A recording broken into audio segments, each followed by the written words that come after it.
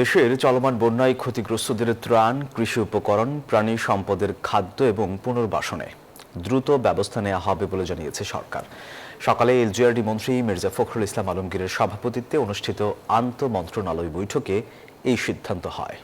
এখন পর্যন্ত বন্যায় 54 জনের মৃত্যু হয়েছে বলে জানানো হয়, আর ক্ষতিগ্রস্ত হয়েছে প্রায় 6.5 লাখ পরিবার। চট্টগ্রাম, পার্বত্য চট্টগ্রাম সহ বন্যা কবলিত এলাকায় পানি কমতে শুরু করেছে। বাড়ছে পানিবাহিত রোগ। প্লাবিত এলাকার মানুষ নানা দুর্ভোগে দিন পার করছে।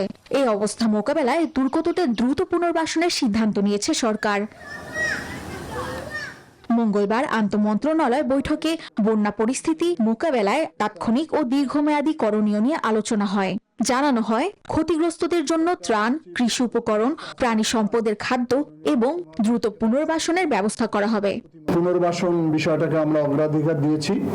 এই কৃষিতে কি ক্ষতি হয়েছে সেটার অ্যাসেসমেন্ট তৈরি হচ্ছে। যে কোনো মানুষ যে কোনো রোগে বা সাপে কামড় সহ আক্রান্ত হলে নিকটস্থ উপজেলা সদরে চিকিৎসার ব্যবস্থা করবেন, সেই নির্দেশনা প্রদান করা হয়েছে। এ সময় কৃষিমন্ত্রী জানান, বন্যায় সবচেয়ে বেশি ক্ষতিগ্রস্ত হয়েছে ধানের বীজতলা। সরকারি জমিতে বীজতলা করে কৃষকদের মাঝে চারা বিতরণের কথাও জানান তিনি। ঠিক এই সময়ে এই বন্যার কারণে আমাদের ধানের বীজ ওই এলাকায় অলমোস্ট নেই, ধানের বীজ আর নাই, ডুবে গেছে। পানি কমে গেলে ভেঙে যাওয়া বাঁধ ও ক্ষতিগ্রস্ত অবকাঠামোর জরুরি ভিত্তিতে মেরামতের কথা জানান পানি সম্পদ প্রতিমন্ত্রী।